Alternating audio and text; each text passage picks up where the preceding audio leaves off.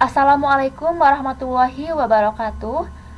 Perkenalkan, nama saya Lala Nur Hayati dari Program Studi Pendidikan Guru Sekolah Dasar Fakultas Keguruan dan Ilmu Pendidikan Universitas Muhammadiyah Sukabumi akan menyampaikan materi tentang uji T1 sampel dan uji T2 sampel.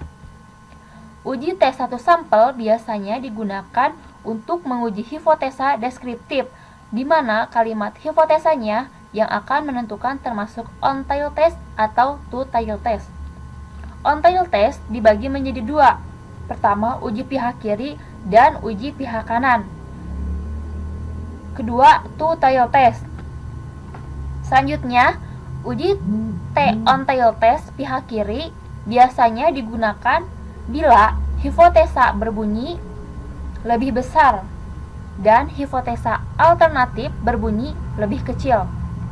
Ini merupakan kurva dari uji on-tail test pihak kiri, di mana daerah penolakan terdapat di sebelah kiri.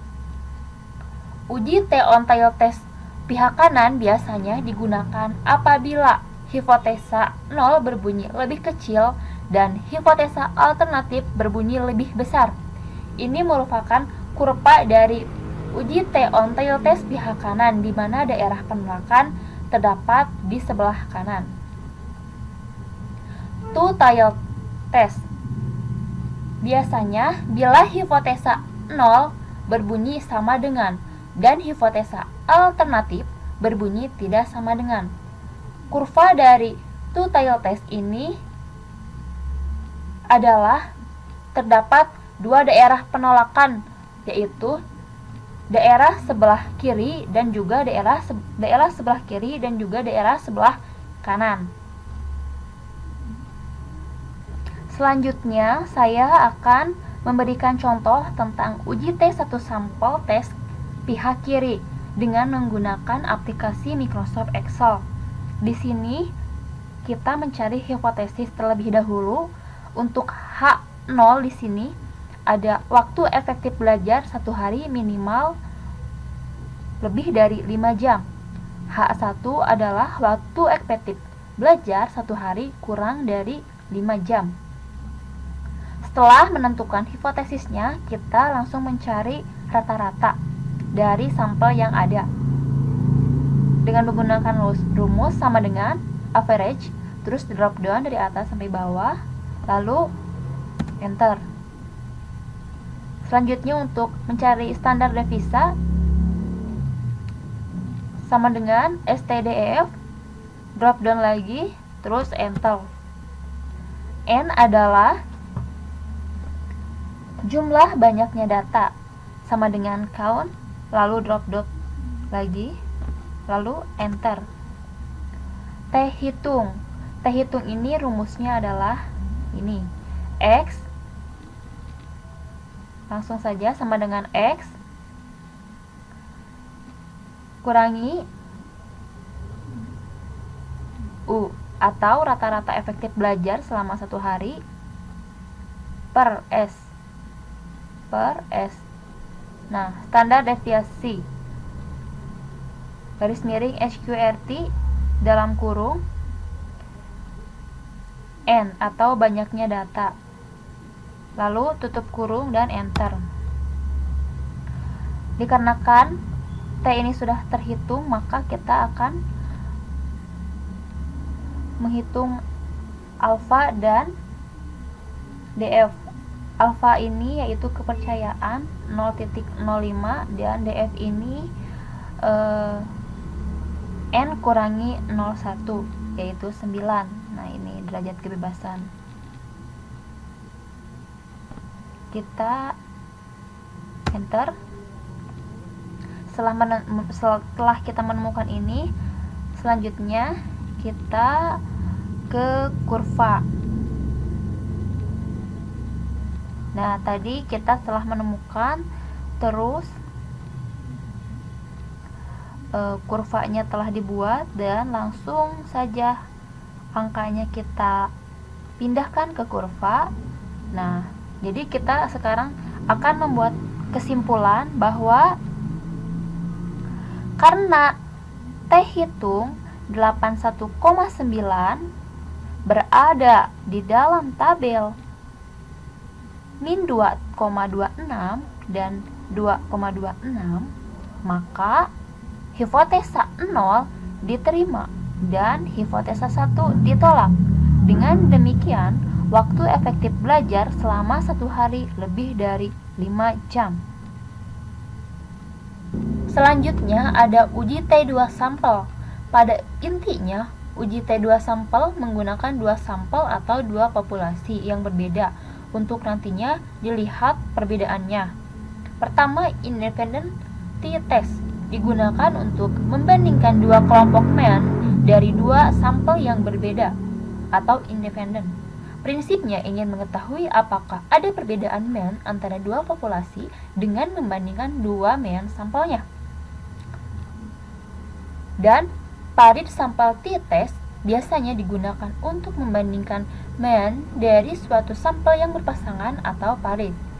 Sampel berpasangan adalah sebuah kelompok sampel dengan subjek yang sama namun mengalami 2 perlakuan atau pengukuran yang berbeda. Menguji perbedaan kondisi awal atau sebelum dan setelah perlakuan. Selanjutnya, saya akan memberikan contoh uji T2 sampel dan menggunakan independent t-test. Soalnya adalah, apakah pengaruh metode belajar model group discussion berdampak terhadap kemampuan siswa?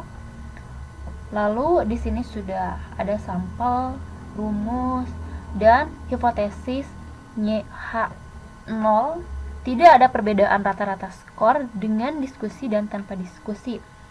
Untuk H1 terdapat perbedaan rata-rata skor dengan diskusi dan tanpa diskusi. Pertama, kita cari dulu rata-rata dari tanpa diskusi, yaitu average, lalu drop down, dan enter. Selanjutnya dengan diskusi, average, drop down, dan enter. Untuk simpangan baku sama dengan STDFV, drop down dari atas sampai bawah, lalu enter. Masih sama, cuman beda untuk drop down sampelnya. Sama dengan STDFV, drop down di atas sampai bawah, lalu enter. Untuk variansi yaitu sama dengan var, masih drop down, lalu enter. Sama dengan var, drop down, lalu enter. DK atau derajat kebebasan yaitu N1 tambah N2 sama dengan 2. N1 adalah 11 dan N2 adalah 11. Merupakan jumlah data. Yaitu N1 11 tambah N2 11 sama dengan 22 kurangi 2 yaitu 20. Selisih rata-rata yaitu 77 dikurangi 82. Langsung rumus 11 tab kurangi set, lalu enter. Untuk var 1/21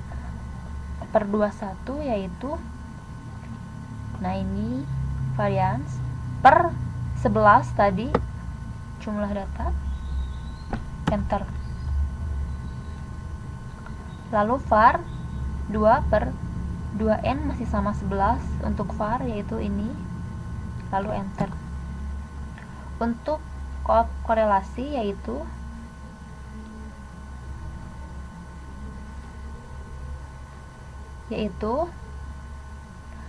sama dengan person, drop down dari sini ke bawah, terus koma, drop down lagi dari sini ke bawah, tutup kurung, lalu enter.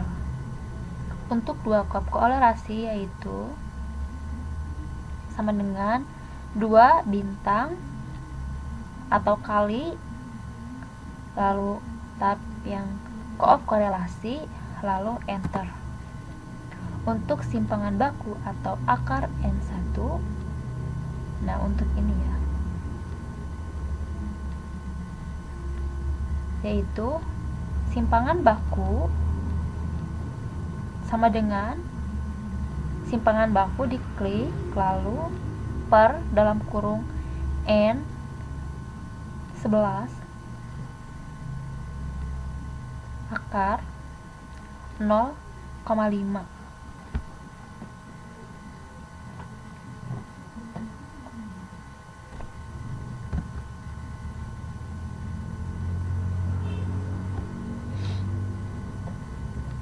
Selanjutnya ada sama dengan S2.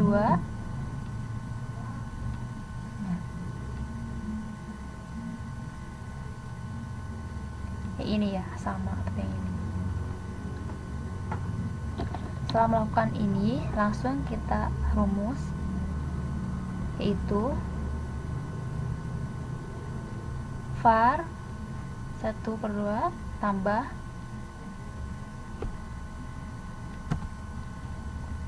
lalu 2 kop korelasi simpangan baku akar 21 dan akar N2. Nah ini ya, itu nah ini nih.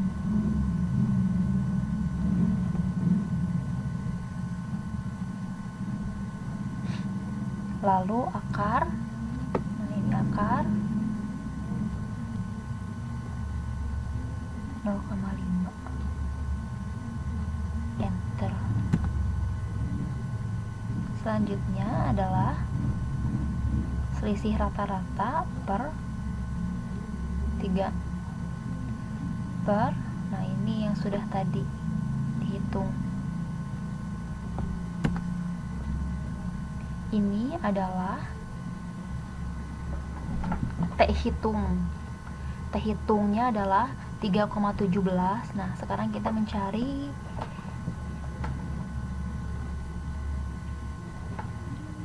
ini selanjutnya.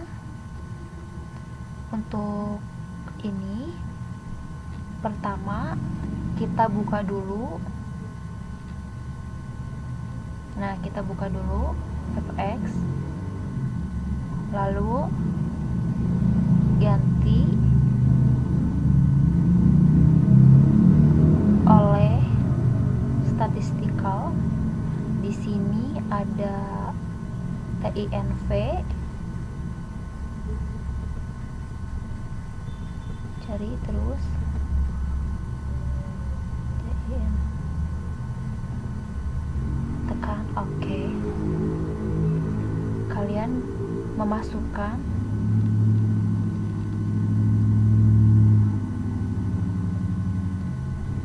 titik 05 dan 20.